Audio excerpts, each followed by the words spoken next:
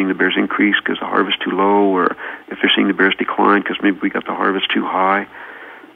What's happening ecologically? Are the bears skinny? Are the bears fat? Are the bears using the same areas for denning? Are they moving to different areas? Are the bears, behaving differently now? And what does that tell us? So even just how to catch the bears, even just understanding how to read the tracks and where the bears are likely to be found and where they're not likely to be found, and what areas do we need to budget time to really search well, because these are concentration areas, and what areas are the numbers really sparse and we don't have to spend much time there. So, Inuit hunters, I would say, if you took the knowledge about polar bears that's been accumulated since humans have been on the planet, there'd be a teeny tiny little circle called scientific knowledge, and there'd be a great big circle called traditional ecological knowledge that's held by Aboriginal hunters. And how closely did you work with the Aboriginal hunters? Well, they participate in all of our field work. Typically, either the interest or the expertise is not there for doing the analysis stuff, so usually we're going to universities or agency specialists. We try to get the best people there are for the data analysis. I try to participate. I've done some simulation modeling, and I've written some analysis programs. But frankly, the mark recapture work has become so technical that almost all of us have to go to biometricians for support for that. How many people are on your team when you're going out into the field? What's a typical scenario like in terms of the teamwork that's necessary? We don't like to have anybody back at the cabin by themselves. Usually I'm working in areas that are remote. I'm not working out of communities. So usually we have two people back at the cabin that are kind of, doing the camp chores and getting the meals ready. And there's four of us out working in the helicopter. Usually there'll be one person like myself who's got the experience that's kind of leading the team. We're very, very careful to pick only the best pilots, because most of the capture work, the actual catching the bear, has more to do with the pilot and his skill than it does with the biologist or the shooter or whatever. Local people participate. They're part of the regular crew. Sometimes there's an assistant biologist. Sometimes there's a university professor. Sometimes there's a graduate student. Sometimes there's someone from another agency, because it's a shared population. So the crew varies depending on where you're working and who else is involved, but usually there's four in the helicopter and two back at the base camp. Wow. So have you ever been scared when you've been in the helicopter that it got too low or too close to the bear, or that it could go out of control? Because helicopters aren't considered safe like airplanes. What do you think? Oh, I think helicopters are safer than airplanes. The auto-rotation characteristics, if an engine failure occurs, it'll let you set it down safely in even very, very difficult terrain, which often we're flying over. And actually, I'd be lying if I didn't say I didn't feel a little twinge now and again.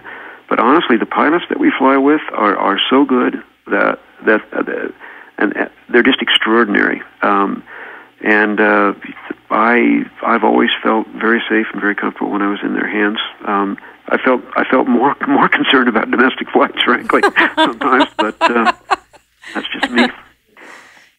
Do you fly helicopters?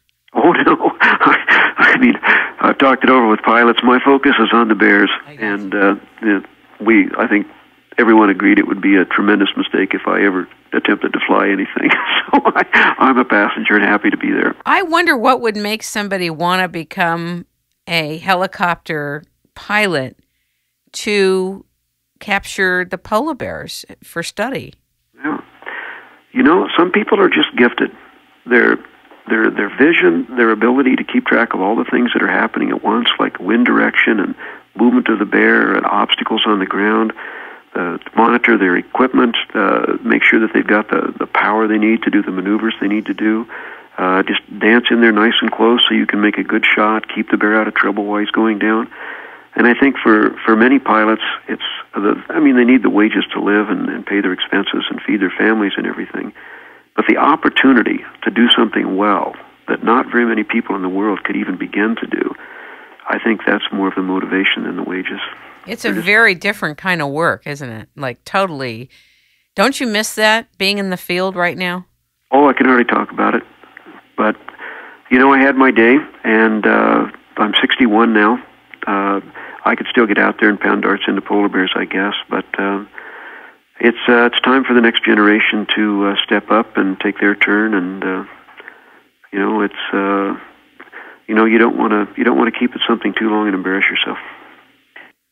What's the greatest thing that you miss right now about not being in the field? Well, it's just there's no one thing. It's the bears, the hunters, and sharing that information, in context in the field, working with close colleagues. I mean, you're almost like a family out there. You're sharing the same food. You're sharing the same living conditions. You're sharing the same dangers, the same good experiences, the same bad experiences. You're part of a team. There's a sense of community there. I miss that. As I say, it's a real privilege to be able to have access to the funding that's required to do the field work, and I always took that seriously. I always tried to do it well, but in the end, I have to say that there was it was about more than the money for me too. Who funds this type of research? The public through tax revenues. Most of this work is done by government. University people do get involved, and sometimes they bring contributions from NSERC, but that's also tax money. Environmental organizations contribute. Polar Bears International, or Wildlife Fund, are two that I know about. But their access to funding is less, and it's more token and kind of in support funds. The bulk of it's really carried by the jurisdictions that have the mandate for management. Did you retire by choice? Yes, I have to say that I left the government of Nunavut by choice. I wouldn't really say that I retired. I know there's a lot of people who would like to believe that, but that's just wishful thinking. It was time for me to make the move, and an opportunity came to do it in a way that was favorable to me, so I took it. If you had a chance right now and funding was available, would you go back out in the field? I go back out to help teach someone who was in a position to benefit from the training and who had the commitment to take it forward for many, many years. Doing the field work just to be in the field and to see the bears, it's too much respect for the bears. Aboriginal people don't really like researchers just playing with the animals if there's not some point to it. I do it provided I was convinced that the impact on the bears and the kind of the confrontation with cultural values was warranted, that the information was going to be valuable enough. Do people eat the bears? Oh yeah, the bears is a good to eat. It's essentially a very welcome and very prized change to seals, walrus. It's highly prized. And many of the communities, the quota tags are allocated for hunters to go out and harvest the bears for food, which is then shared with the whole community. Do they kill them painfully or quickly? How do they kill them?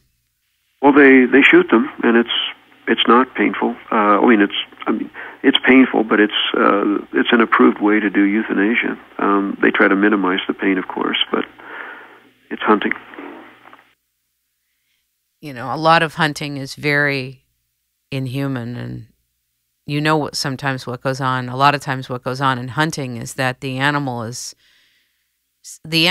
don't die quickly, and a lot of times they suffer immensely if they're not killed properly. It can happen, but it doesn't happen very often in Northwest Territories and in Nunavut, where I lived. And the reason is because Aboriginal people are the ones doing most of the hunting, and essentially their regard for wildlife is paramount, and it would just be viewed as a disrespectful way to behave. And even at very young ages, like even grade school, kids are taught how to have the right attitudes toward animals, the right way to do a hunt. Hunting is a very big part of the culture there, and you can't be around people like that without it rubbing off a little bit. So amazing, that's nice. But I can't really speak to hunting in the South because I haven't been in the South much. Are there other polar bear experts that you get a chance to talk